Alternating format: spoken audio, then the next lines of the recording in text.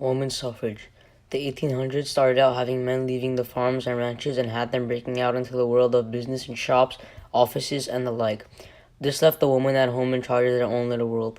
Instead of constantly being under a man's authority, the woman now had the day to be in charge of the home, children, hired help, and a little personal time. As the century moved on, women got a little lonely at home and realized that they had some degree of impact in church areas. This excited them, and they grew hungry for more say and influence.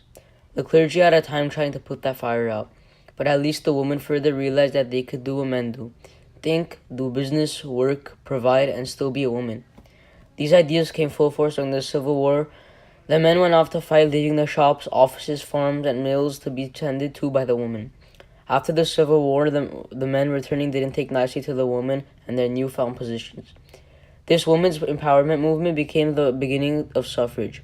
Suffrage was the women's movement to gain the right of equal pay for equal work, the right to vote, and the right to work on the jobs that she was capable.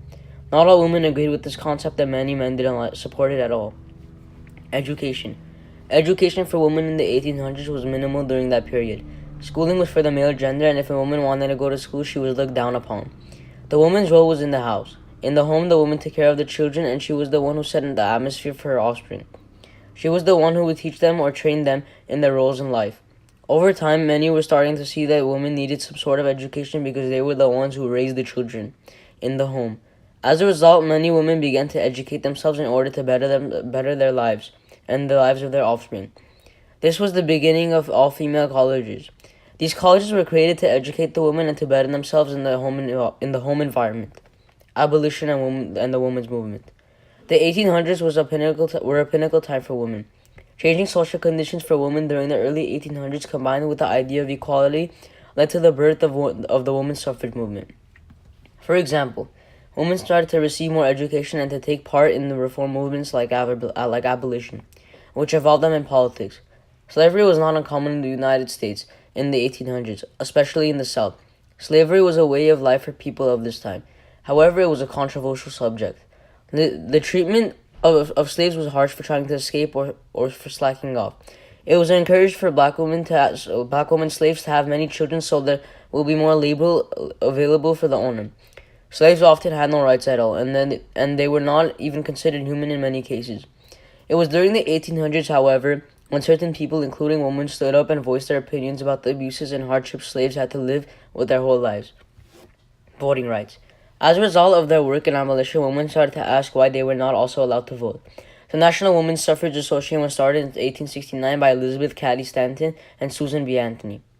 There were other interests of the women's suffrage movement, such as equal pay and legal equality. Suffrage quickly became the chief goal of the women's rights movement. Leaders of the movement believed that if women had the vote, they could use it to gain other rights. The suffragists faced strong opposition. The Society Women of Beacon Hill were among the list of oppositions. They saw politics as corrupt, and if women gained the right to vote, then the women themselves would also become corrupt. The Democratic Party was also against the NWSA and other suffrage groups, mainly because they were afraid that if women gained the right to vote, then soon the black women would follow. Many others who opposed the movement were the alcohol brewers, husbands, and the media. The 19th Amendment, which gave the women the right to vote, was added to the Constitution in May of 1919. Women nowadays have equal rights as men. Women can vote, do sports, be independent, and etc.